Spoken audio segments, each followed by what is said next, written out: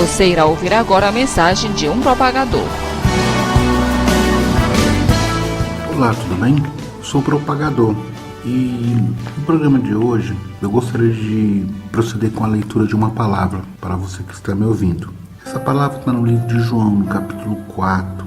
Vamos ler a partir do verso 31.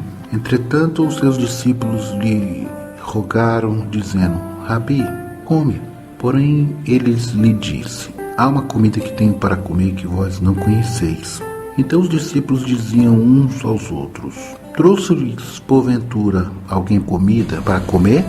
E Jesus disse-lhe: a minha comida é fazer a vontade daquele que me enviou e realizar a sua obra.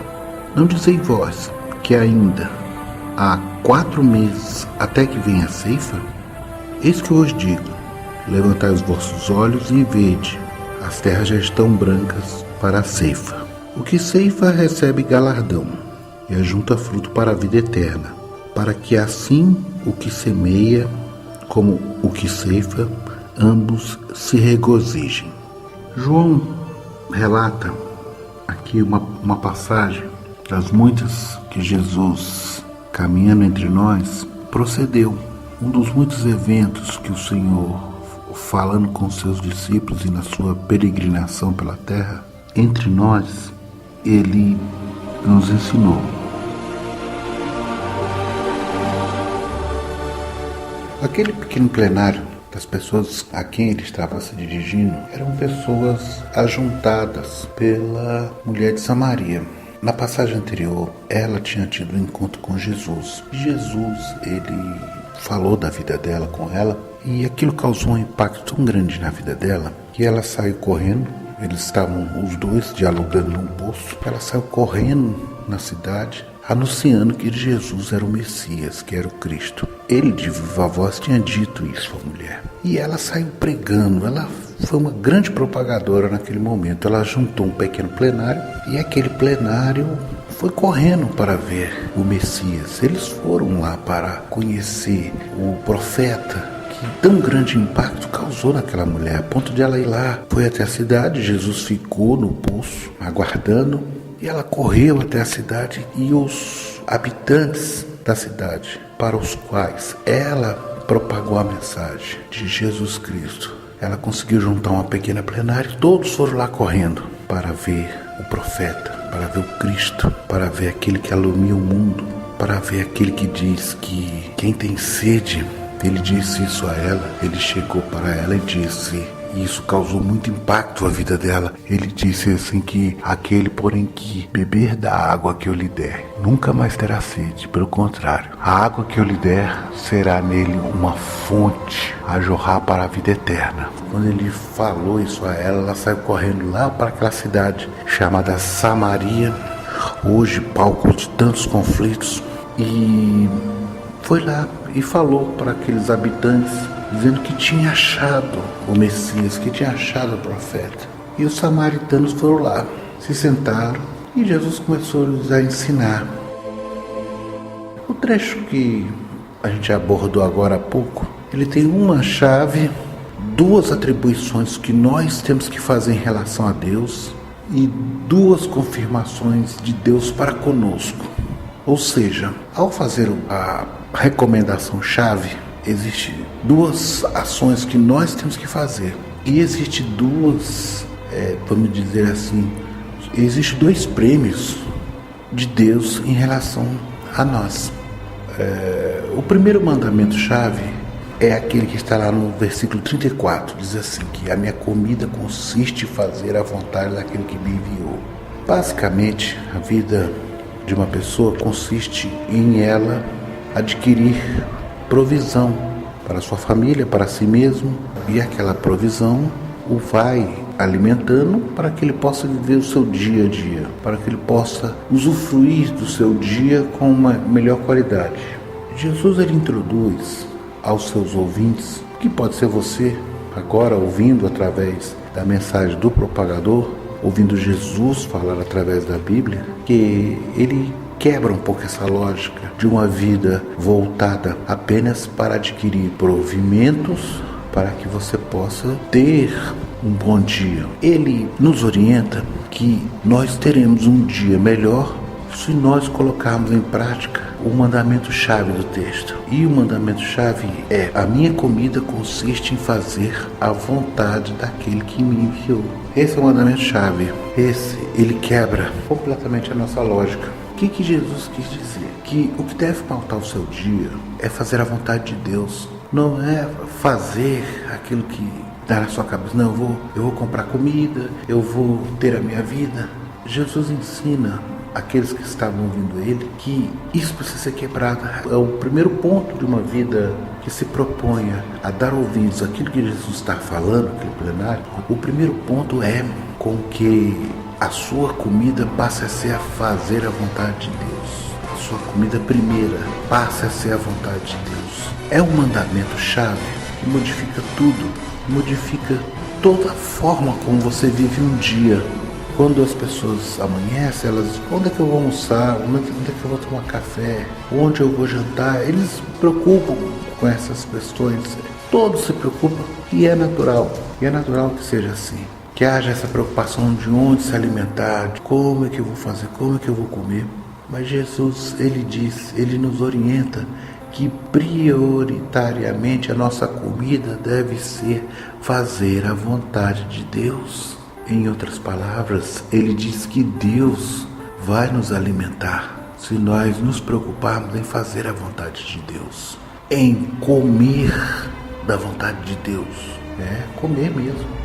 Numa passagem mais à frente, ele diz que se você não beber do seu sangue e não comer da sua carne, você não tem parte com ele. Então ele estava entregando àquela plateia uma verdade profunda. Ele estava orientando, ele estava dizendo o seguinte: vocês não devem se preocupar com o seu provimento em primeiro lugar. Em primeiro lugar, você deve se preocupar em prover-se a si mesmo da vontade de Deus. Esse é o mandamento-chave do texto. Essa é a palavra-chave da propagação que Jesus Cristo estava fazendo naquela plenária.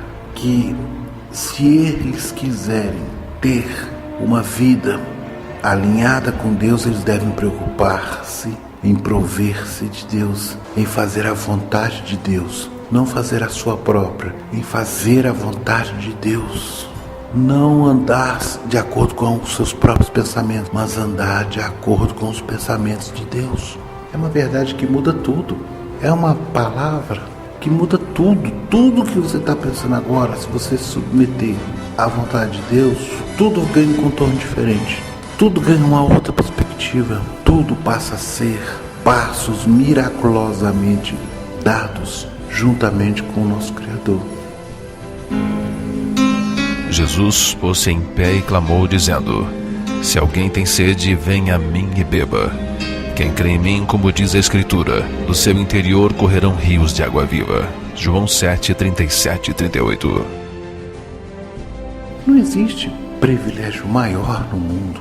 Não existe quaisquer outra forma de satisfação terrena que se iguale a você estar se provendo, está colocando para seu corpo todos aqueles nutrientes, todos aqueles elementos. Você está trazendo para si todos aqueles elementos que fundaram o universo, que criaram o universo. Você está mergulhando num dia, num caminhar absolutamente novo. Quando você faz isso, todos os seus pequenos problemas, inclusive almoçar, inclusive prover o seu corpo, inclusive nós vamos ver isso um pouco mais à frente, as coisas banais, elas ganham outro ar de satisfação. Você passa a ficar cheio, você passa a caminhar confiante, aquela sensação de saciabilidade que você tem ao comer. Quando você come do intento de fazer a vontade de Deus, você se sente cheio, você se sente confiante, você se sente uma pessoa apta a enfrentar qualquer tipo de problema. Você pula todas as suas dificuldades. Porque todo o que é nascido de Deus vence o mundo, e esta é a vitória que vence o mundo, a nossa fé. 1 João 5, 4. O propagador nessa transmissão, ele tem transmitido a você hoje, neste momento aqui, uma mensagem positiva porque ela vem diretamente daquele que é a vida, daquele que é o caminho, daquele que é a verdade. Esse é o mandamento-chave do texto. Esse é o mandamento-chave. Logo em seguida, ele dá duas ordenanças que estão ligadas a uma postura nossa em relação a Deus. Depois ele tem a parte dele. São as palavras, são a confirmação de Deus para conosco, daquilo que o texto nos ensina, daquilo que ele estava ensinando. Eu convido você, ouvinte, a estar ali sentado ouvindo a Jesus Cristo, igual aqueles homens de Samaria, ouvindo que a comida dele consiste em fazer a vontade do Pai. A vontade dele passa a ser a vontade do Pai, ou seja, de Deus Pai. É uma coisa tremenda e maravilhosa. O Senhor continua ensinando, falando àquele público que estava ali. E ele estava dizendo que o pensamento em geral deles era o seguinte: não dizei vós que ainda há 4 meses até que venha a colheita? Essa pergunta está no versículo 35. O que ela simboliza? Simboliza que quando você entra em contato com essas poderosas verdades, imediatamente você obstaculariza ela no seu ser, colocando inúmeras desculpas. Não, mas eu preciso fazer isso ainda. Não, mas isso não é aplicável porque eu tenho que fazer tal coisa. Amanhã vai aparecer um problema a ser resolvido. Eu não posso absorver isso de imediato.